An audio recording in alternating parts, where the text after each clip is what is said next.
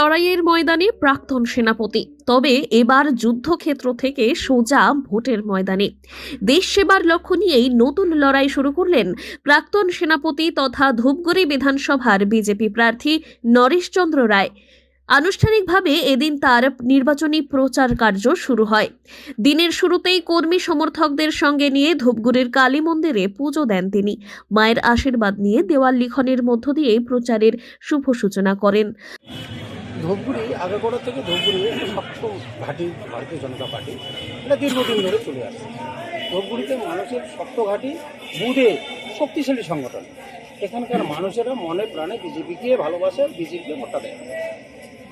তো এখানে নিশ্চিতভাবে বিজেপি একটা ভালো ফল।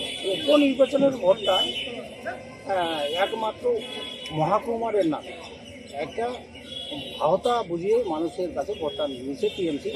তো মানুষ জেনে গেছে এখন এইবারের পরিবর্তন পশ্চিমবঙ্গের আমূল পরিবর্তন আছে। পশ্চিমবঙ্গের সরকারে বিজেপি আসছে, ভরসা রেখেছে এবং আমি সেই আস্থা এবং ভরসা যাতে যথাযথভাবে পূরণ করতে পারি তার জন্য আজকে দেওয়াল দোকান দিয়ে শুরু করলাম এবং আগামী দিনে জলপাইগুড়ি উন্নয়নের কথা সব থেকে বলবো।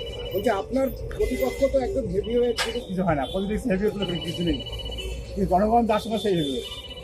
আপনার কি আশাবাদী? 100% আশাবাদী।